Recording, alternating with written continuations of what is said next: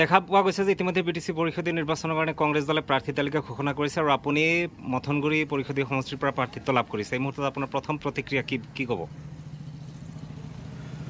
মই মহান সৃষ্টিকৰ্তা আল্লাহ তাআলা তেখেতৰ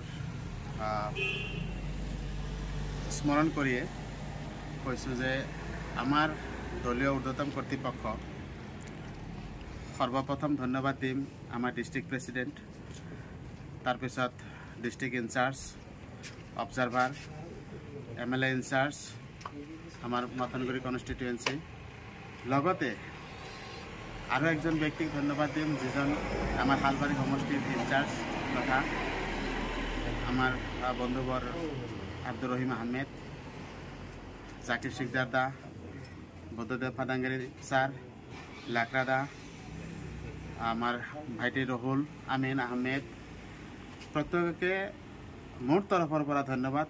লগতে সকলোতকৈ মোৰ মৰমৰ আৰু উৎসাহ উদ্দীপনা সাহস যোগোৱা মোৰ ভাইটি পতিল আমাৰ ব্লক প্ৰেচিডেণ্ট মথনগুৰি ব্লকৰ আব্বাছ আলী আহমেদ, লগতে ধন্যবাদ জ্ঞাপন কৰিম সকলো সময়ত সহযোগিতা আগবঢ়োৱা মোৰ খুৰা হয় খলিলুৰ ৰহমান ডাঙৰীয়া, তেখেতক মই ধন্যবাদ জ্ঞাপন কৰিম।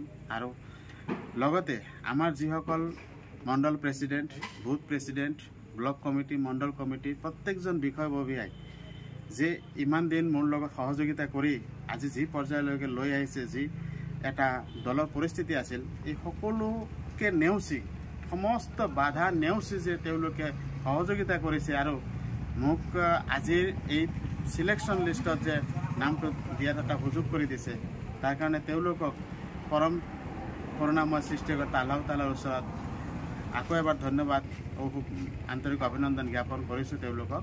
আৰু আগন্তুক দিনত তেওঁলোকে মোক যি ধৰণে সহায় সহযোগিতা কৰিছিল হয়তো আগলৈকে তেওঁলোকে তেনেকুৱাই কৰিব, তাতে কোনো ধৰণৰ ত্ৰুটি নহয়।